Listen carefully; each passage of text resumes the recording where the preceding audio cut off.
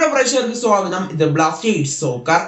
ISL-ന്റെ 12ാം season, അതായത് ISL-ന്റെ അടുത്ത സീസണിലേക്ക് I league ക്ലബിൽ നിന്നും ഏത് ക്ലബ്ബായിരിക്കും ISL-ലേക്ക് പ്രൊമോഷൻ കിട്ടി വരിക എന്നതിനെ പറ്റി ഇതുവരെയായിട്ടും ഒരു വ്യക്തത വന്നിട്ടില്ല. എന്നാലും ഇന്നലെ രാത്രി കേരളത്തിൽ നിന്നുള്ള ക്ലബ്ബായ ഗോകുലം കേരള FC വിജയിച്ചു കയറിയതോടുകൂടി അവരിപ്പോൾ പോയിന്റ് ടേബിളിൽ 2ാം സ്ഥാനത്തേക്കാണ് കയറി വന്നിരിക്കുന്നത്. എന്തായാലും ഇന്റർ കാശി 2ാം സ്ഥാനത്തുണ്ടായിരുന്നു, എന്നാൽ അവരിപ്പോൾ 4ാം സ്ഥാനത്തേക്ക് പിന്തള്ളപ്പെടുകയാണ്. എന്തായാലും ആദ്യ സമയങ്ങളിലൊക്കെ ചർച്ചിൽ ബ്രദേഴ്സോ അല്ലെങ്കിൽ ഇന്റർ കാശിയോ ആയിരിക്കും ISL-ലേക്ക് പ്രൊമോഷൻ കിട്ടി പോവുക എന്ന തരത്തിലായിരുന്നു കാര്യങ്ങൾ. എന്നാൽ ഇപ്പോൾ ഗോകുലം കേരളയാണ് 2ാം സ്ഥാനത്തേക്ക് എത്തിയിരിക്കുന്നത്. പോയിന്റ് ടേബിൾ നമുക്കൊന്ന് പരിശോധിക്കുകയാണെങ്കിൽ ചർച്ചിൽ ബ്രദേഴ്സ് FC ഗോവ 1ാം സ്ഥാനത്തുണ്ട്. അവർ 21 മത്സരങ്ങളിൽ നിന്നും 11 വിജയവും അതുപോലെ തന്നെ 6 സമനിലയും 4 പരാജയവുമായി അവർ 39 പോയിന്റുമായി 1ാം സ്ഥാനത്ത് തുടരുകയാണ്.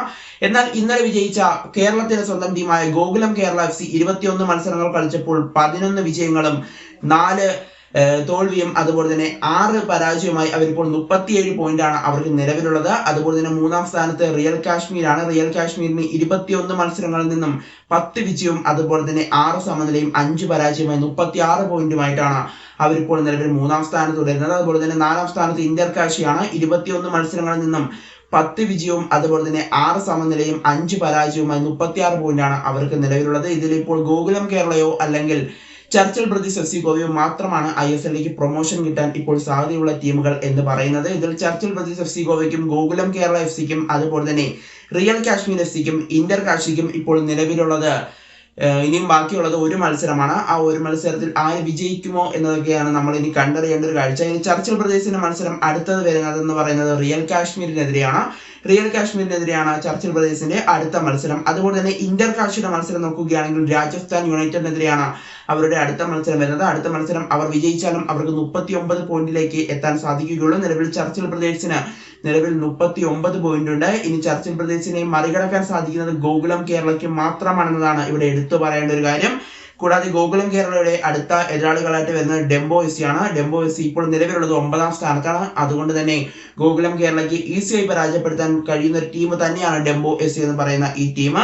എന്തായാലും ഗോകുലം കേരളയ്ക്ക് നല്ല സാധ്യതകൾ തന്നെ ഇപ്പോൾ നിലവിലുണ്ട് എന്ന് തന്നെ നിലവിൽ പറയേണ്ടി വരും. എന്തായാലും ചർച്ചിൽ ബ്രദേഴ്സ് അടുത്ത മത്സരത്തിൽ റിയൽ കാശ്മീരിനോട് പരാജയപ്പെടുകയാണെങ്കിൽ എന്തായാലും ഗോകുലം കേരളയ്ക്ക് അവിടെ ഒരു സാധ്യത നമ്മൾ നിലവിൽ കാണേണ്ടതുണ്ട്. അടുത്ത മത്സരം ഗോകുലം വിജയിക്കണം. വിജയിച്ചാൽ 40 പോയിന്റിലേക്ക് ഗോകുലം എത്തും. കൂടാതെ ചർച്ചിൽ ബ്രദേഴ്സ് അടുത്ത മത്സരത്തിൽ ഒരു സമനില വഴങ്ങിയാൽ പോലും ഗോകുലത്തിനുള്ള സാധ്യതയുണ്ട്. ഗോകുലം അടുത്ത മത്സരത്തിൽ വിജയിച്ചുകൊണ്ട് ഏകദേശം 4 ഗോളുകൾ അടിക്കുകയാണെങ്കിൽ ഗോകുലത്തിന് ISL പ്രൊമോഷൻ കിട്ടും എന്നത് തന്നെയാണ് നിലവിൽ എടുത്തു പറയേണ്ട ഒരു കാര്യം. എന്തായാലും ഇപ്പോൾ ഐ ലീഗിന്റെ പോയിന്റ് ടേബിൾ വലിയൊരു ക്ലൈമാക്സിലേക്ക് എത്തിക്കൊണ്ടിരിക്കുകയാണ് എന്ന് തന്നെയാണ് നിലവിൽ ഈ സൂചനകൾ നമുക്ക് നൽകുന്നത്.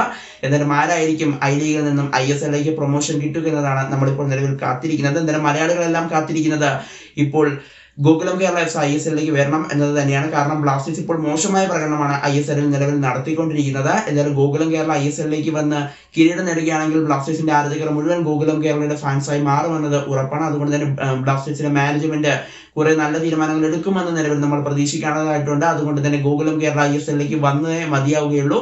എന്തായാലും ഗോകുലം കേരള ISL-ലേക്ക് പ്രൊമോഷൻ കിട്ടി എത്തുമെന്ന് തന്നെ നിലവിൽ നമുക്ക് പ്രതീക്ഷിക്കാം.